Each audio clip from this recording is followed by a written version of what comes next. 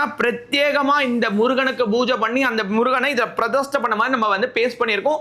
தாமரை அப்படின்றது வந்து பாத்தீங்கன்னா எப்படி வந்து தண்ணீர் வந்து பாத்தீங்கன்னா செல்வம் சொன்ன அந்த தண்ணீரோட இதுல மேல அதாவது சேத்துல முளைஞ்ச செந்தாமரைன்னு சொல்லுவாங்க. சேர் வந்து இதுவா இருக்கும், அதை போய் பறிக்கணும்னாலே ரொம்ப கஷ்டமா இருக்கும். அதனால பூக்கக்கூடிய தாமரை யாருக்கு சூடுவாங்கன்னு கேட்டீங்கன்னா மகாலட்சுமி தாயாருக்கு மட்டும்தான் தாமரை உரிதானது. அதனாலதான் தாமரை முருகன் தாமரையில தான் பிறந்தாரு. 6 தாமரையில பிறந்தவர் தான். கார்த்திகை பெண்களால வளர்க்கப்பட்டவர் தான்.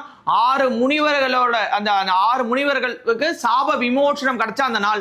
சோ 6 அப்படின்றது சுக்கிரனை குறிக்கக்கூடியது. வாழ்க்கையில செல்வம், செல்வாக்கு, ரோகம் இல்லாத வாழ்க்கை, வெளிநாட்டு பயணம், இந்த மாதிரி நிறைய விஷயங்களை நம்ம சொல்லலாம். வேணுன்றவங்க உடனே இந்த வீடியோ பார்த்துட்டு இருக்க அந்த செகண்டே கால் பண்ணி ஆர்டர் பண்ணி வாங்கிக்கோங்க. ஏன்னா லிமிட்டட் குவான்டிட்டியில தான் வச்சிருக்கிறோம். ஸோ உடனே வாங்கி உங்க வீட்டில் முருகனை கொண்டு வந்து முருகனோட அந்த பிறந்த நாளை சந்தோஷமா கோலாகலமா கொண்டாடுங்க.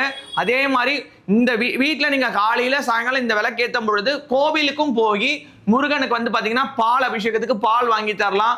அதே மாதிரி பன்னீர் இலைன்னு சொல்லுவாங்க, அந்த பன்னீர் இலை கிடைச்சா வாங்கி கொடுங்க. ரொம்ப விசேஷம். பன்னீர் இலையால அர்ச்சனை பண்றதுக்கு சொல்லுங்க. அதாவது பூ வாங்கி கொடுக்குறோம் இல்லையா, அதுல சிகப்பு அலரி பூ கூட பன்னீர் இலை நிறைய. இப்ப நான் கூட பாத்தீங்கன்னா எங்க வீட்டுல பன்னீர் மரம் வைக்கிறேன். ஸோ அதை வச்சு அந்த இலையை வந்து முருகனுக்கு அர்ச்சனை பண்றதுக்கான, ஏன்னா நிறைய பேர் முருகரோட இது கேட்கறதுனால பன்னீர் இலையால அர்ச்சனை பண்ணுறதுக்காக பன்னீர் இலை வச்சிருக்கிறேன். ஸோ அந்த மாதிரி பன்னீர் இலையை கொண்டு முருகனுக்கு அர்ச்சனை பண்ணுங்க. செவ்வலர் மலர் கொண்டு அர்ச்சனை பண்ணுங்க.